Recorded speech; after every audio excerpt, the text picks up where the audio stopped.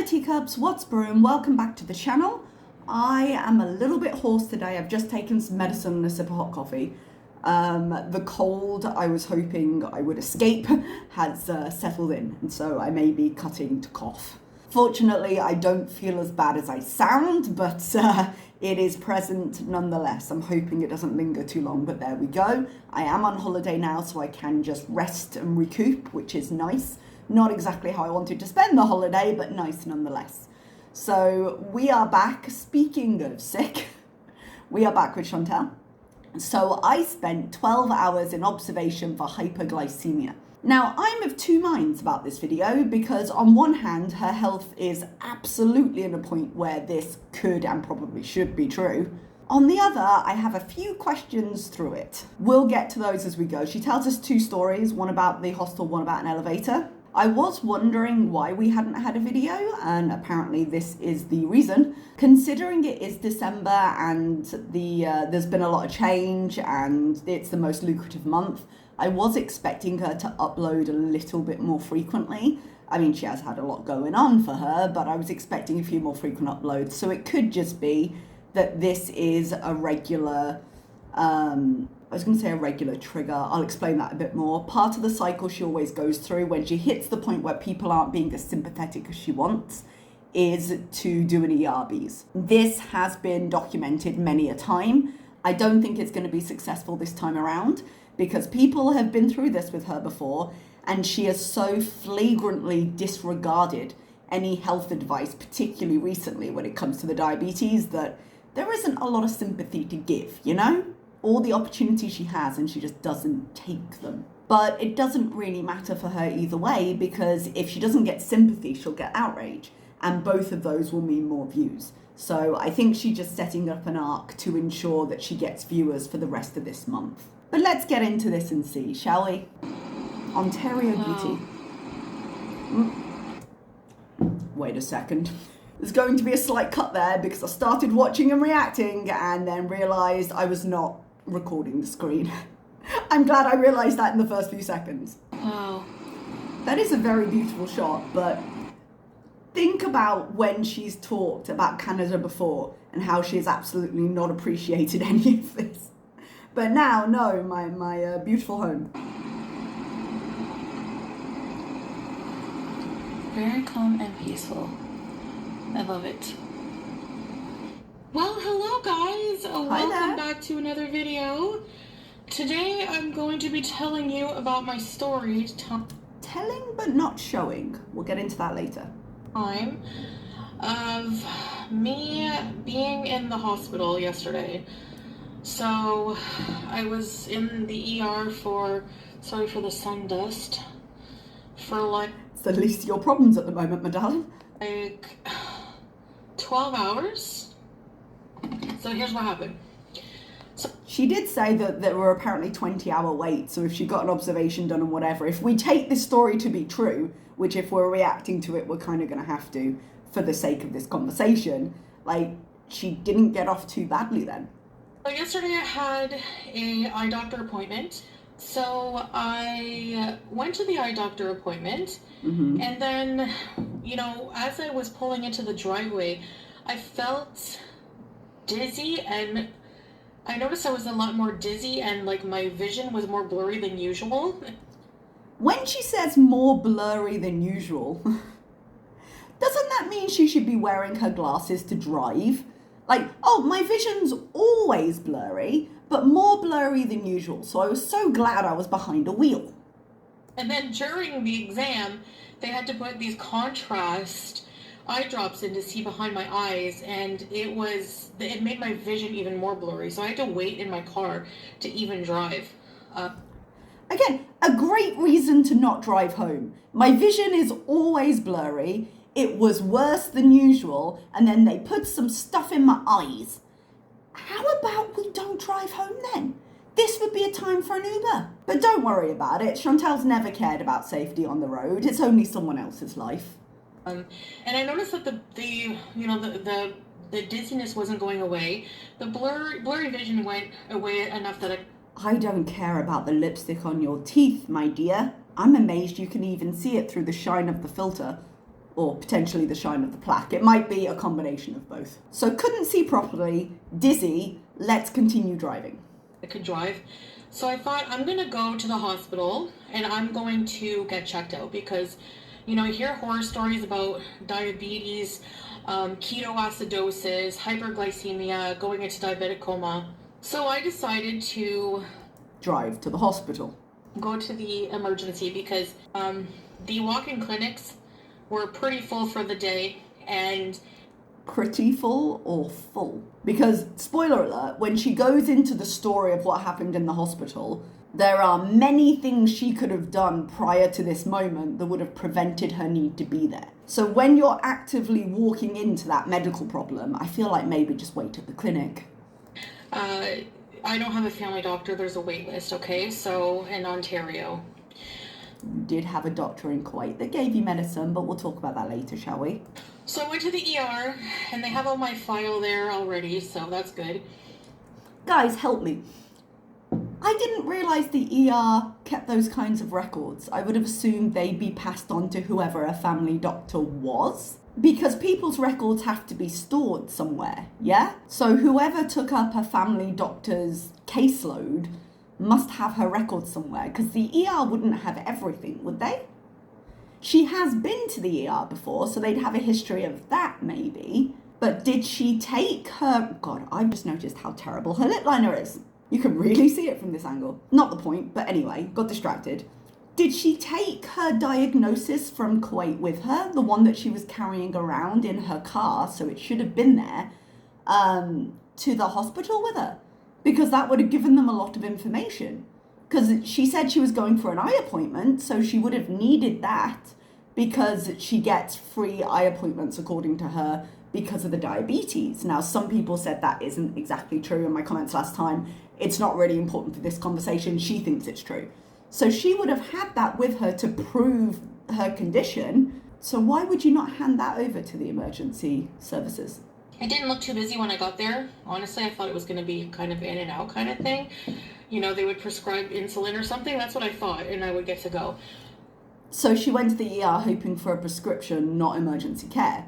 I could see them, and I think she said they did give her some insulin, but I don't think the ER's meant to prescribe stuff, are they? You're meant to follow up with your doctor, and your doctor prescribes stuff. I mean, obviously, they're a hospital. They can prescribe things, but it sounds like she's talking about an ongoing one, which I don't think would be their job. They would just be like, patch you up, get you out. Forgive me if I'm wrong. So no, I told them my symptoms.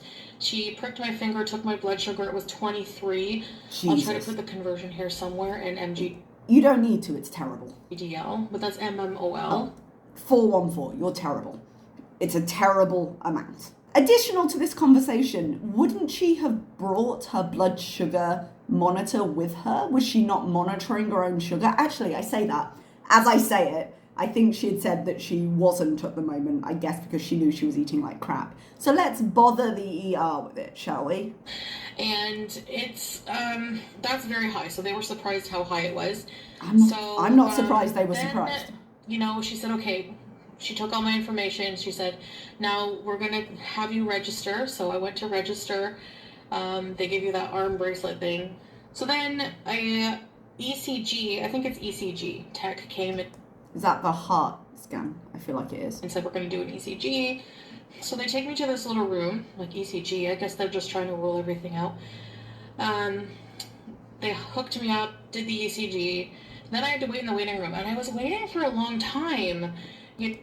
It's the ER? It's the ER, and days ago you were telling us there was a 20+ hour wait. Stop whining. You know, and how about you pay for private medical insurance? I saw groups of people that I know registered after me go before me, okay? Okay, yeah, that's how the ER works. It's emergency. They rank it by urgency. God, the nerve of this woman. Just the entitlement of her. Now, a little cute French, and I'm French Canadian, so I can make fun of the accent. I'm not making fun, I'm just going to try to imitate it because, you know, it makes the video more interesting. I don't know. You could... Interesting is a word for it. Laugh at me. No, but she came by and she was a volunteer. You know those like cute little lady volunteers that are so nice? I really don't spend any time in the ER. I bow to your greater experience. And she said, wow, you've been waiting here a lot, eh? And I said, yeah, and... That's a really good way to comfort the people waiting. Wow, it's been a really long time, huh? Yeah. She said, what's your name? I will go check. I said, Chantal. And she knows how to say my name because she's from Canadian. So she said, oh, Chantal, ça okay. I will go check. I will come right back.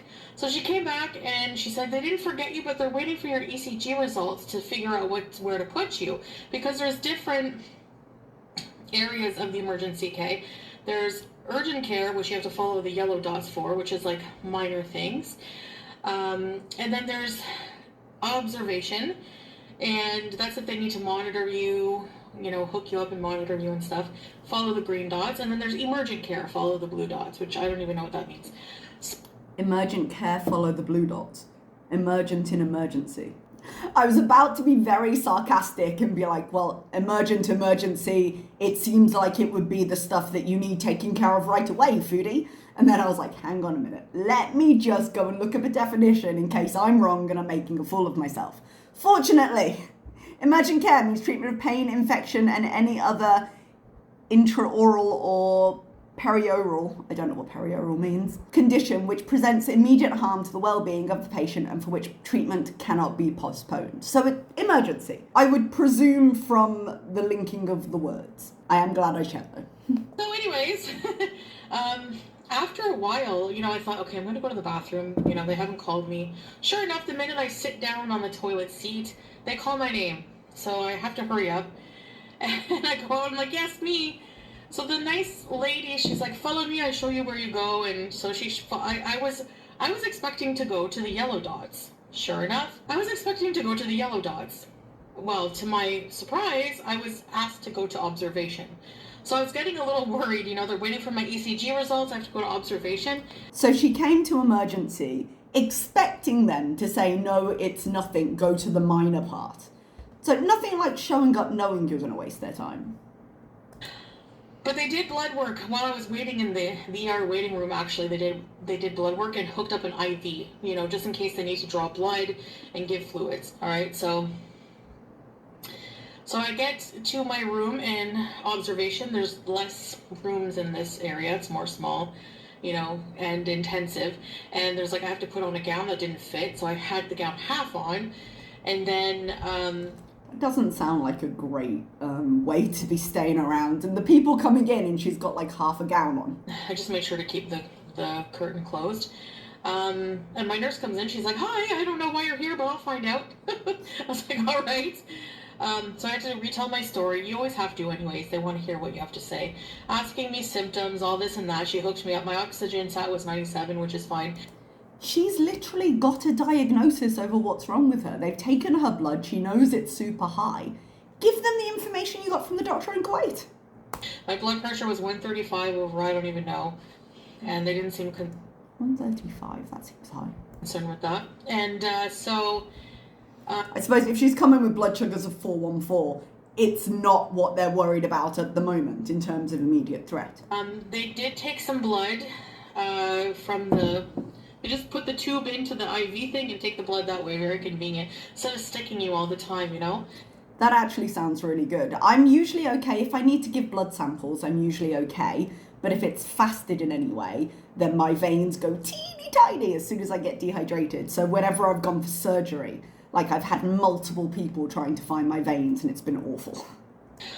So, my blood sugar started at 23 when I went in there, so I presented with, the doctor came in, it was a resident doctor.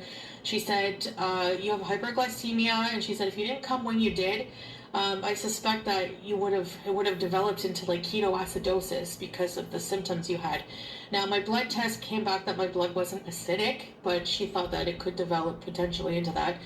I mean, any doctor at this point, you come in with bloods over 400, they're going to have, some ideas of where that could go.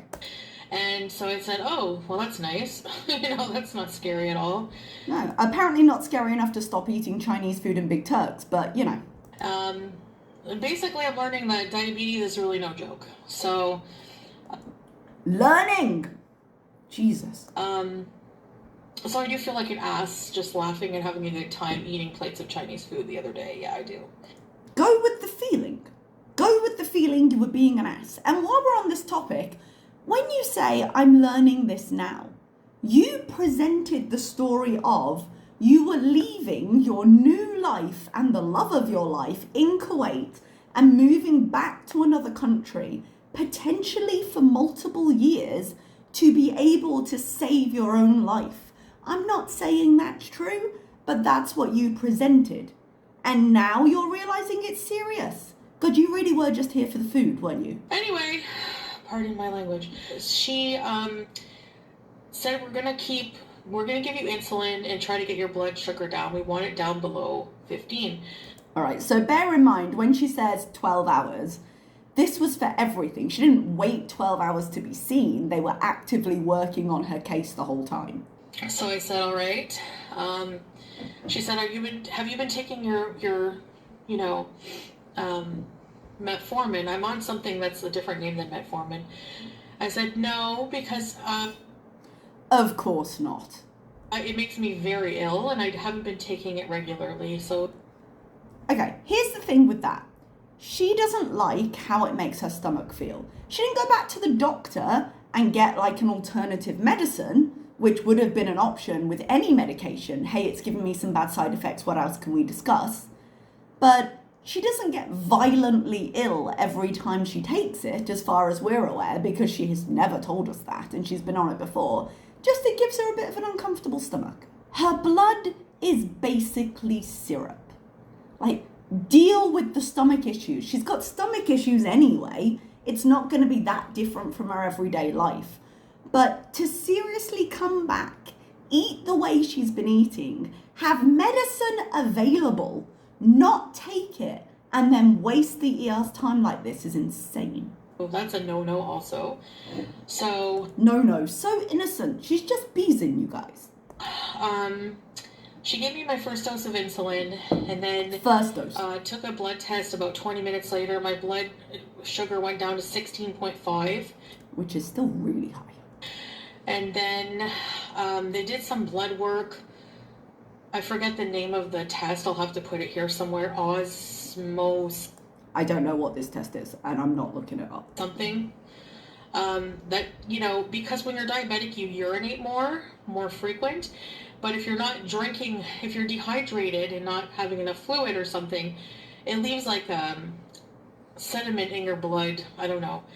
So I was highly dehydrated from these blood tests. So hadn't she already had a problem with her P test last time because of liver, kidneys, whatever it was? Again, this would have been stuff that was in her chart that she could have given to the ER and say, yeah, a few weeks ago I did this. They gave me some fluid, and it wasn't on a pump, it was like a drip, so it was so slow. And I had to keep my arm a certain way or it would drip even slower. Anyway, I hate when they flush your line. You can taste the saline in your body. Ugh. Life is so inconvenient when you're getting free medical care. Oh well. Anyway, the staff was very nice. So I was, there for many hours at that point. And then they tested, my blood sugar. It was like 13 something. They gave me another dose of insulin. And then finally, by the end of everything, by the time I got home, I left with an insulin, with a blood sugar reading of 11. 11 after 2 shots of insulin seems like a lot. A lot better than 23, but still high. It is, but still. I was starving, like... Oh, of course. I mean, she was there a long time, but I've got incredibly high blood sugar. I've been to the ER. I have a blood sugar after 2 shots of insulin of 11. Let's eat. I felt really dizzy and nauseous, though, but I was still hungry, like... Right, so you drove home. You didn't at that point say, leave the car, get an Uber, or call my family and try and get some help for a ride home. So maybe my mum and my stepdad can come, one of them can drive my car home. I was starting to feel a bit better, but I was so tired and hungry. It was like 12 hours since I've eaten. So the lady said, we want to give you something to eat to see how you tolerate it. So she brings this sandwich that was like The hospital food is horrendous, I'm sorry. And you know what doesn't Well, it's not really the point of being in the hospital, so. make sense to me? I mean, I know it's not a 5-star hotel, but like they gave me a turkey sandwich on brown, but it was like stale brown bread with like one slice of turkey and butter on it. It was like gross. Again, you don't go to hospital for the food. But I ate some of it because that was the best sandwich when you're starving, okay? They gave me water, so I ate that in the water, but then they gave me apple juice, like full sugar apple juice, and a full sugar, not diet, low fat, gluten-free. It was a whole sugar loaded muffin. I'm presuming, but don't know, that if the doctors who are qualified in this chose to give you that they may have been testing how your body reacted to it. And ask a question if you're not sure. Ask, hey, is this okay for me to eat? Have I been given this for a reason? Like, double check it. Always advocate for yourself in that way. Like, hi, are we sure about that? What's this one for? Ask the question, because it does seem a little counterintuitive on first glance. But no, Chantal just thinks she knows better and is like, oh, I'm diabetic. Maybe the host of qualified people currently working on you for free have been to school and have a reason for doing the things they're doing. Apple cinnamon muffin. And I'm thinking, I'm in the hospital in observation for hyperglycemia. If only you'd been so concerned when you were eating the candy bar. And you're giving me sugar, because if I would have eaten that and drank the apple juice with it, they would be giving me more insulin, I'm sure. Maybe they wanted to see what would happen. Maybe it's better to see if the insulin is doing its job or not doing its job while you're being monitored than outside in the world. Especially if you're saying you're hungry, so you probably were going to eat after you left. It was just so weird. I was telling Salon, like, I'm here for hyperglycemia and they're giving me sugar. Yeah, it's clearly she knows better. Anyway, so I didn't eat that.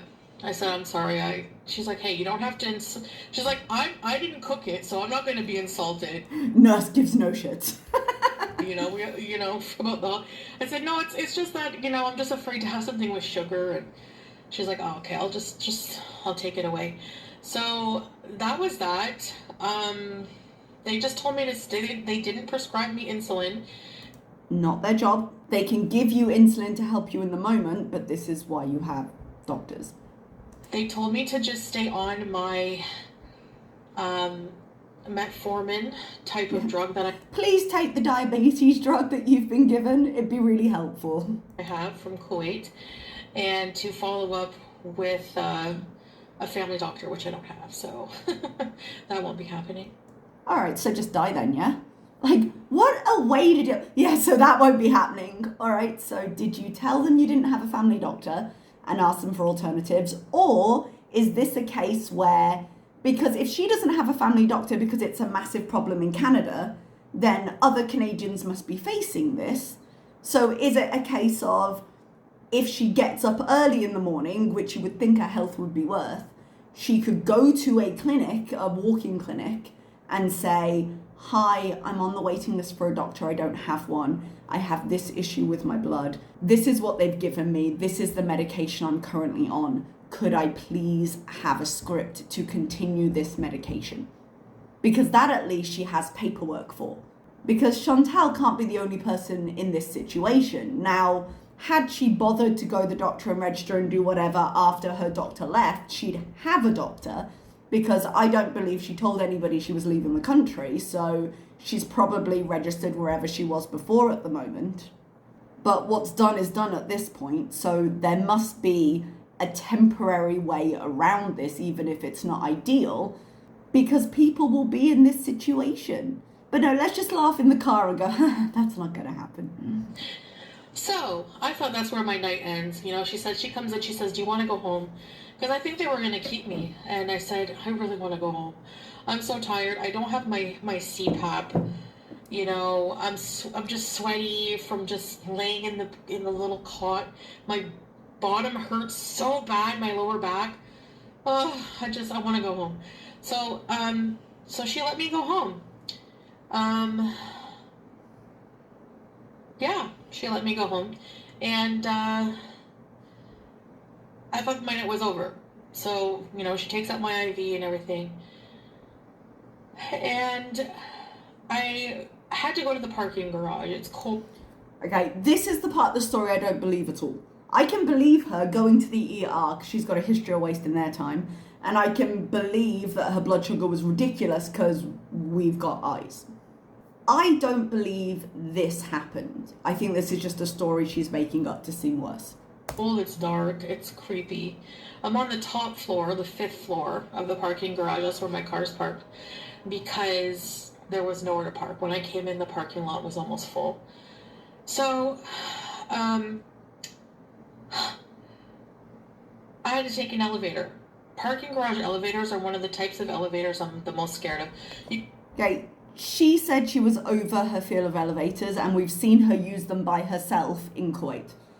When she drove in Kuwait that time, proving she was either a tourist and driving legally or a resident and not driving legally, and then didn't mention it again, she went down in the elevator herself, and she said she had kind of gotten over it because she'd had to use it there.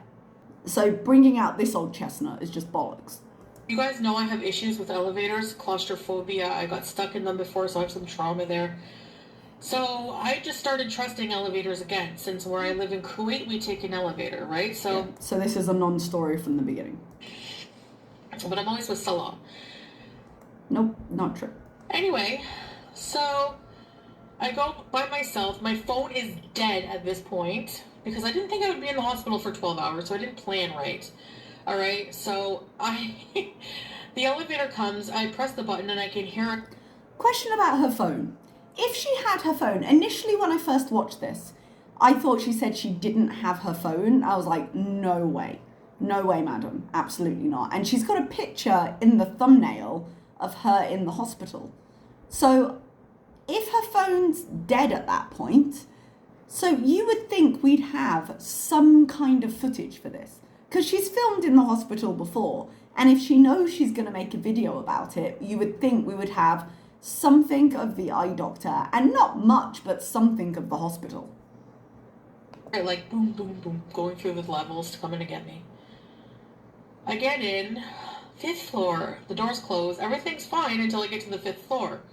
I feel like a little drop, and I'm thinking, okay, it's just leveling out. The elevator has to level. Mm-hmm. Because as somebody who's afraid of elevators, I've watched many videos on how they work to help me, like, desensitize, to help me understand that, I'm going to be okay. The doors don't open, and I'm thinking, okay, it's just going to take a while to level. Some elevators do that. Nope, doesn't open. I'm stuck in the elevator, okay? I have my doubts about this story, and what's coming next is going to tell you why. I got stuck in the parking lot elevator, and no call button in this elevator, apparently, because my first thought, if it wasn't opening, would be, let's press the button that's usually underneath all the other buttons saying, like, emergency or call, and tell somebody I'm stuck in the elevator. Like, I don't have my phone. What am I going to do? It's freezing. It's not a heated elevator. You're going to call the button that says help. Because it's in a parking garage. I'm like, oh my gosh. I'm in this cold steel metal box, trapped. Mm-hmm. Again, with a call button. And I'm thinking, oh my gosh. I start immediately panicking, like that fight or flight response. That I'm like, oh my gosh. My worst fear, I'm thinking, but I had to, like, reason with myself. Okay, my worst fear is happening. What am I going to do? And I'm like, okay, just stay calm. And I'm like, screw this. I took my hand. It was one of those doors that were split. They opened like this. So I just, like, pried, because I was on the 5th floor. I must have been, like, So I pried the doors open with my hands. Absolutely not. She is winded sitting in her car. She did not pry open those doors. And it wasn't fully leveled. So I had to, like, kind of, like, step up a bit to get out. So I'm like, No. Like, this is why I don't believe this. Yeah? She pried open the doors. I very much doubt it. And then she, climbed up out? She needs Pete's to put on her own socks. You didn't climb out of an elevator. I'm sorry, you didn't. That's what happened. It wasn't leveling. So the doors won't open if the elevator's not leveled for, So I'll just pry them open. Security features. Yeah. Well, security features like a help button. Well, I pried those doors open, and they opened, and I got out. Anyways. Like, Anyways. I'm like, see ya! I actually verbally looked at the elevator and flipped it off. I'm not kidding. That was very cross of me, but... I don't believe the elevator story. I just don't. Hospital, sure. Elevator, no. Now I can't ever go back. It will remember that and trap me again. See how my dumb mind works. Anyway, so that's my story. That was... Emphasis on the word story. It's very scary, and I never want to go through that again. I don't want to pass away from this. Diabetes is just really not something to mess with, and I think not something to mess with, and yet, look at what she's been doing since she got back to Canada. Fully grasped that, having gone through what I gone through. Every time I think there's a new low and I get a health problem, I think, okay, this is it. But I think this is definitely it. I don't believe it. I don't think there is a bottom low enough to convince her to do the hard things. I don't think she's capable. And I can't in good conscience.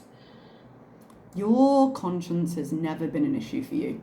Continue to eat crappy food, especially on the channel, knowing that I've just revealed to you guys how it affects my health. Oh, that is 1458, that statement. I'm going to clip it and put it in my This Will Age Like Milk folder, because I've got a feeling we may need it. So, I'm going to be focusing on health journey. Yay! This is sure to last at least an hour. And, just vlogs and being healthy, and, you could say, well, you're going to lose money, you're going to lose views. I don't care. No one's saying that, and no one cares. Most people would be happy for you to do both. But this has been a long time coming and will not stick around. So no one's sitting here arguing with you, Chantal. You should have done this before. Care about that for one, but honestly, if you look at my videos, that's not true. My vlogs get more views than my mukbangs anyways. So... Okay, you're the one who was pretending they didn't. I just want to share, I just want to help. I don't care about how many views it gets. Like, obviously views are nice, but if I can help somebody and help myself at the same time, it's a win-win. Okay. She wants to help herself, but not in a way that requires any work. I think can establish that from her past behavior. All right, so thanks for listening to my story. You are welcome. I've just been very busy, but I hope to go live and do more content for you guys. Yada, yada, yada. She doesn't even believe herself. Yada, yada, yada. So I haven't been feeling the greatest, and when you don't feel great... I'm not surprised if your blood sugar's 414 and you're eating fruitcake and Chinese food and candy bars and planning to do more so you can talk about your history of food obsession. Can't really do much, So, here's to hoping I get better. Not that I make a change, not that I can stick to it. Here's hoping I just magically get better. Alright guys, thanks for listening. You're welcome. I'll see you guys in the next video. Bye. Bye. Okay, that's where we are. Yep, her usual routine. I don't think we're going to see any changes at all. I think she might try and hold on to it for the next week to get her through the rest of December. We probably will get a rage at some point, especially if she's going live, because if vlogs don't get her that many views and mukbangs don't get her that many views, rages usually do. But beyond that, I think this was a whole load of nothing. It's not even a shock medically, because she'd already had that low point. She'd already had the diagnosis. She already had the medicine. And instead of following any of the information there or the medication, she's in the ER. So outrage views, I suppose, but other than that, this is it. All right, everybody, I will see you next time. Thank you so much for listening. Bye-bye.